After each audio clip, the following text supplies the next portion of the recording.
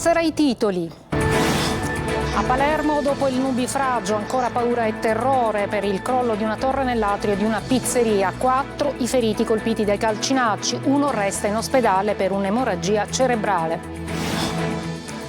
Anima la politica la conclusione del processo Open Arms. Dopo l'assoluzione Salvini torna a chiedere la separazione delle carriere e la responsabilità civile dei magistrati. Intanto esponenti di governo puntano ad accelerare sulla riforma della giustizia. Per Agrigento, capitale della cultura, la Regione ha stanziato oltre 4 milioni. Fino adesso però utilizzata solo una minima parte dei fondi. A Catania, aperta una stanza dedicata alle donne nella stazione dei Carabinieri di Librino. A Ragusa nasce un laboratorio di pasticceria e cucina per sostenere le donne vittime di violenza. Centro storico di Catania nel caos, senza regole, rumori notturni e risse. I residenti chiedono rispetto. Corsa ai regali di Natale, si compra di tutto, dai libri ai pigiami, non deve mancare comunque un dono sotto l'albero da offrire a parenti e amici. Calcio in Serie B, terza sconfitta consecutiva del Palermo che perde a Sassuolo 2-1. In Serie C il Catania domani al Massimino riceve il Sorrento, il Messina cerca di uscire dalla crisi contro il Potenza. Lunga vigilia per il Trapani che giocherà il posticipo di lunedì.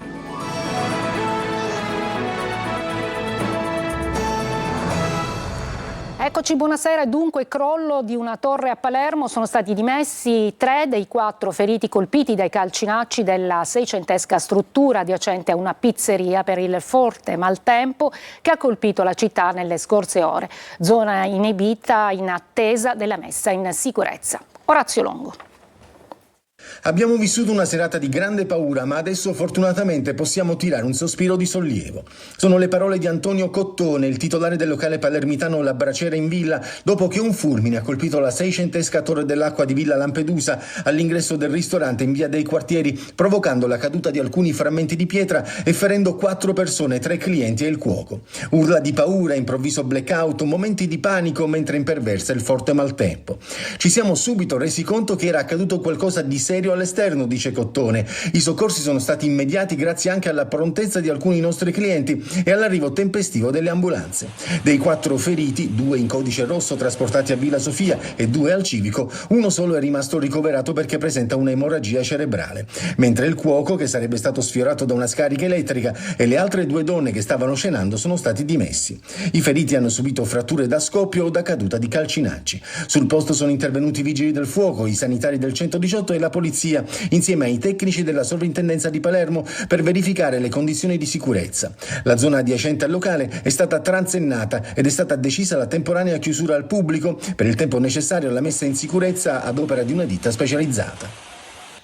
Morto in una casa disabitata, così un trentenne è stato trovato senza vita ieri sera dalla polizia nella zona della stazione ferroviaria di Vittoria nel Ragusano.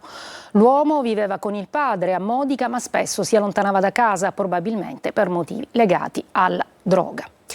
E veniamo al processo Open Arms, perché anima ancora la politica. Dopo l'assoluzione di Salvini chiede la separazione delle carriere e la responsabilità civile dei magistrati. Intanto esponenti di governo puntano ad accelerare sulla riforma della giustizia. Manlio Viola.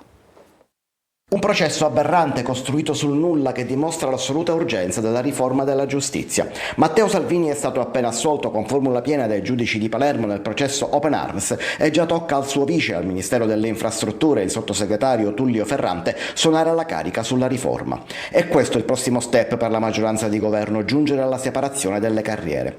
Lo si sarebbe fatto con uno scontro frontale in caso di condanna, ora forse l'accelerazione dovrà seguire un percorso diverso. Un'apertura viene anche dal ministro della giustizia Carlo Nordio, che rende onore a questi magistrati coraggiosi, dice, lanciando messaggi di distensione, ma precisa: questo processo non sarebbe dovuto nemmeno iniziare perché fondato sul nulla. Credo sia necessaria una riflessione sul nostro sistema imperfetto. Ma intanto un applauso alla Camera dei Deputati ieri sera ha salutato la sentenza, un applauso al quale non ha partecipato la sinistra, sottolinea il coordinatore di Noi Moderati Saverio Romano, il cui intervento lo aveva fatto scattare.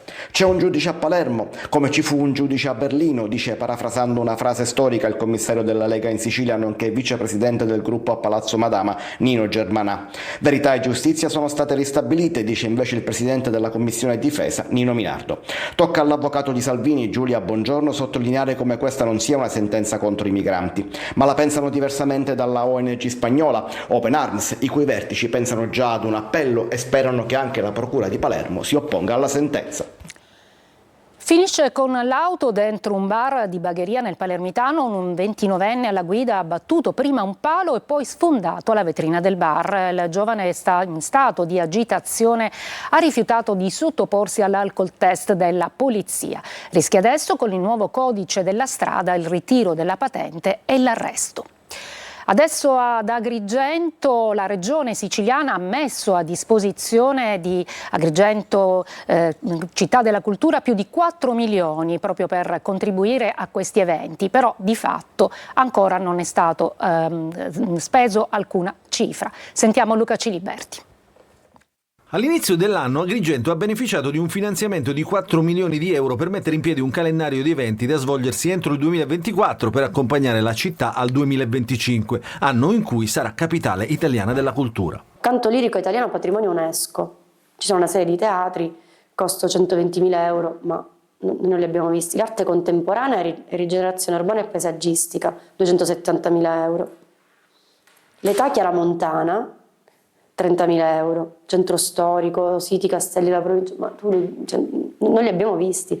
Questi sono tutti eventi che si sarebbero questa è una delibera della cabina di regia svolgere nel 2024. Entro dicembre 2024. I ritardi e i paletti del Consiglio Comunale che hanno accompagnato la costituzione formale della Fondazione hanno fatto slittare tutto. Eppure il Comune aveva presentato un progetto alla cabina di regia regionale con una serie di attività sul territorio, ma il progetto del sindaco di Agrigento, vagliato a Palermo, è diventato altro. Quei famosi 4 milioni per le attività collaterali e alla preparazione del 2025 io avevo inserito anche un bando dove dovevo coinvolgere esclusivamente la sezione culturale del territorio agrigentina e della provincia, cosa che è stato slittato col finanziamento del 2025 perché si è preferito dedicare queste somme ad eventi molto più grandi, come un esempio della registrazione del volo che andrà in prima serata al Canale 5 sia il 24 dicembre che il 25 di dicembre. Intanto il presidente della Fondazione Giacomo Minio annuncia la presenza del Capo dello Stato proprio nella città dei Templi a gennaio. 44 appuntamenti che partiranno appunto un altro anno con quella che è la giornata iniziale che sarà il 18 di gennaio con la inaugurazione da parte del Capo dello Stato qui ad Agrigento. Restiamo ad Agrigento, non ci sono solo ritardi perché a Natale potranno brindare finalmente alla loro stabilizzazione i lavoratori precari degli ospedali agrigentini che hanno finalmente firmato i contratti a tempo indeterminato. Davide Sardo. Un regalo di Natale davvero speciale per 367 lavoratori precari dell'azienda sanitaria provinciale di Agrigento. Sono stati assunti a tempo indeterminato. La cerimonia al Palacongressi con la presenza di familiari e amici che ha reso ancora più emozionante questo traguardo. La voglio dedicare alla mia famiglia e la voglio dedicare sinceramente anche a tutti quelli che hanno creduto fino dall'inizio a questa stabilizzazione. Oggi arriva la mia stabilizzazione, in settimana è arrivata quella della mia compagna, quindi è un Natale bellissimo. Anni che aspettavo questo che neanche ci credevo, per me è un miracolo. Sono emozionatissima. Un momento importante perché dopo 26 anni finalmente ho coronato il sogno della mia vita. Testimonianze di quanto il lavoro stabile sia importante non solo dal punto di vista economico ma anche per la dignità personale e la serenità collettiva. Un secondo step, il terzo step per altre figure professionali ci sarà subito dopo le festività ed la possibilità di dare una risposta a 367 famiglie. Il prefetto di Trapani ha sospeso il presidente del Consiglio Comunale di Trapani Annalisa Bianco, il consigliere comunale di Mazzara del Vallo Giovanni Iacone Fullone, entrambi condannati per corruzione. Vediamo invece delle iniziative perché a Catania è stata aperta una stanza dedicata alle donne nella stazione dei Carabinieri di Librino, mentre a Ragusa nasce un laboratorio di pasticceria e cucina per sostenere le donne vittime di violenza. Veronica Barbarino. Favorire l'emancipazione economica delle donne vittime di violenza di genere e aiutarle passo dopo passo a creare una vita migliore. Con questi obiettivi la Casa delle Donne di Ragusa, in collaborazione con un'azienda dolciaria modicana, ha creato e portato avanti un corso di formazione professionalizzante di pasticceria e cucina di base per tutte le donne che hanno chiesto aiuto. Il corso parte per dare una possibilità alle donne che si sono avvicinate al nostro sportello ascolto e che sono delle donne in difficoltà, anche vittime di violenza, che hanno bisogno di lavorare, per cui noi abbiamo pensato di dare degli strumenti per poterli poi spendere nel mondo del lavoro, per poter avere una professionalità. Sono donne combattenti che hanno intrapreso un percorso di riscatto, di giustizia e di affermazione, imparando ad allontanarsi da ambienti malsani, scegliendo la loro felicità, investendo su loro stesse, sull'imparare una professione e a darsi una possibilità lavorativa e di nuova vita. È stato come nostra famiglia, ci hanno aspettato molto bene. E Mattia che ci ha insegnato troppo bene quelle dolci e anche da cucina. Ci siamo trovati troppo bene. Il futuro? Il futuro pensiamo da dolci, pasticceria. Alla fine del corso tutte le partecipanti hanno conquistato un attestato, simbolo importante di crescita personale e primo passo per un'augurale brillante vita professionale. Una breve pausa, poi andremo nel centro di Catania dove non ci sono regole, anzi risse continue e rumori rumori anche a tarda notte.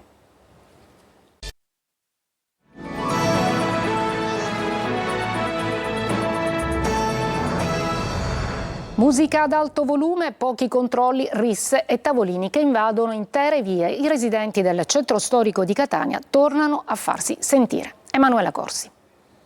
Ragazzi che vengono in centro storico sapendo che c'è l'impunità e che arrivano anche armati per fare le risse. A parlare sono i residenti del centro storico di Catania. Nonostante i vari incontri con l'amministrazione comunale, restano irrisolti alcuni problemi, a partire dalla musica ad alto volume e fuori orario nei locali pubblici che nelle ore notturne trasformano le zone della Movida in una grande discoteca dove spesso nascono liti e risse. È sufficiente che i vigili della nona comincino a girare per i locali della città e laddove esistono i locali che hanno questi impianti di amplificazione devono essere sanzionati. L'amministrazione comunale ha promosso e istituito la pedonalizzazione di alcune aree della città, soprattutto in centro. È giusto liberare il centro storico dalle auto, ma non bisogna sostituire le auto con i tavolini, perché questo significa ancora problemi di insicurezza, di viabilità, di desertificazione del centro storico, perché fuggono gli abitanti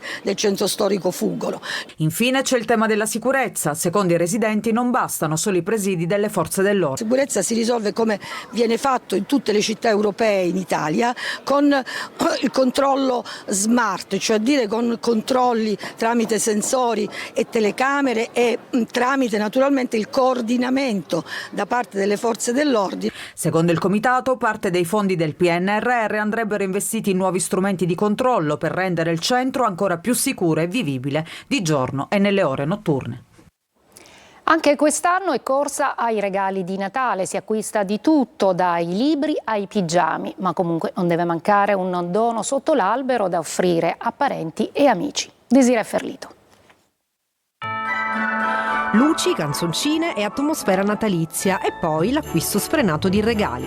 Indesiderati, richiesti, contesi, comunque sia, nessuno rinuncia alla tentazione di mettere qualcosa sotto l'albero. Cosa ha comprato, signora?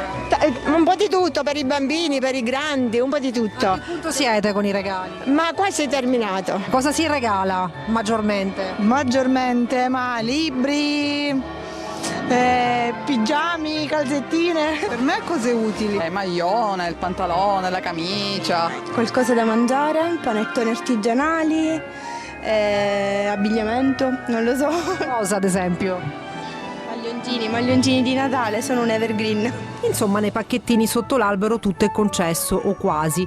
Il leitmotiv comunque è qualcosa di utile. Forse per questo in cima alla lista dei regali più acquistati ogni anno troviamo sempre loro. 5 paia di calzettoni che non userai mai, le mutande, ma che comunque oggi è un altro tipo di percorso, ma poi la realtà è che il pigiama okay? O il plaid. Coperte, anche coperte in paglia, proprio le persone vogliono stare a casa. E se il cassetto della biancheria intima a gennaio è troppo pieno, la soluzione è dietro l'angolo. Il 27 provi a fare lo scambio su eBay, su subito.it. È vero quello che si dice dei regali di Natale, a volte basta il pensiero. Non serve spendere tanti soldi, ma prendersi un momento per scegliere un presente che possa strappare un sorriso. L'idea sempre di aprire quel regalo, anche se è una cosa anche banale, è sempre bello. Dunque, munirsi di carta e penne e procedere con una lista di nomi. In cima ci sono sempre i bambini. Dopo la pausa il calcio con la terza sconfitta consecutiva per il Palermo e vedremo anche le altre squadre di C.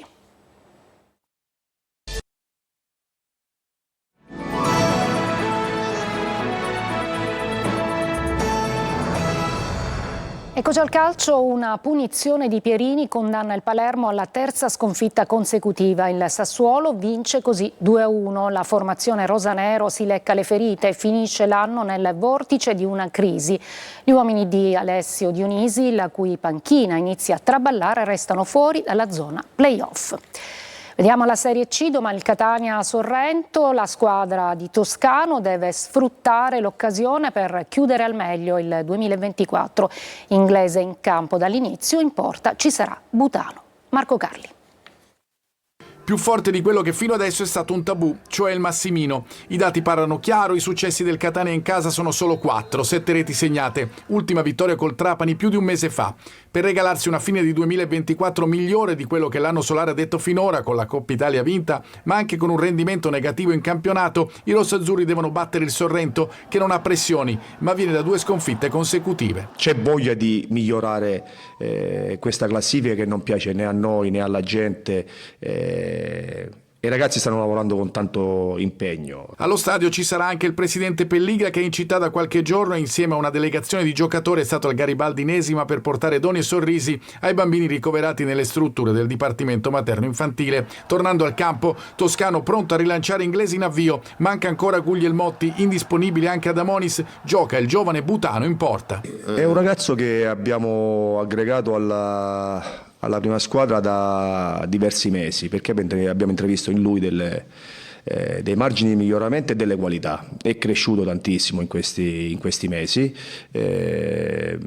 ha questa opportunità e se la deve giocare al massimo delle sue potenzialità. Catania-Sorrento sarà come sempre seguita da Telecolor, le consuete 3 ore live con i collegamenti dallo stadio, che culmineranno con le interviste ai protagonisti. Messina è impegnato domani a Potenza nella prima giornata del girone di ritorno. Il Trapani invece nel posticipo di lunedì sera ospiterà al provinciale il Foggia. Sergio Colosi. Inizia il girone di ritorno, ma per il Messina i problemi sono quelli di sempre. Un presidente in rotta con città e tifoseria, un allenatore ad un passo dall'addio e una squadra mediocre e troppo giovane. La trasferta di Potenza in programma domani alle 12:30 può fare da spartiacque al futuro. Contro i lucani, quarta forza del campionato, il pronostico sembra chiuso per una squadra in caduta libera e scivolata al terzultimo posto. La crisi del Messina non riceverà sconti dal vice capocannoniere Caturano, ex della sfida insieme a Rosafi e Firenze, società con oltre 2 milioni di euro di debiti, sull'orlo di un disastro senza ritorno. L'ultimo a provarci è l'imprenditore Bonina, ma le richieste di sciotto mettono in fuga chiunque. Il prossimo a salutare potrebbe essere Giacomo Modica, da definire contenuti e modalità dell'accordo in caso di cambio societario. A Potenza giallorossi con un 4-3-3 più coperto e meno spavaldo di quanto indicato dal modulo. La lunga vigilia che accompagna il Trapani alla gara casalinga di lunedì sera contro il Foggia porta in dote certezze, svolta e nuove ambizioni. Con Capuano in panchina e Granata tra campionato e Coppa Italia hanno superato a domicilio Casertana e Arezzo. Si torna al provinciale e Capuano ritrova il Foggia, passaggio fondamentale per inserirsi tra le big del girone. È tutto, io mi fermo qui, grazie per l'attenzione e buon fine settimana.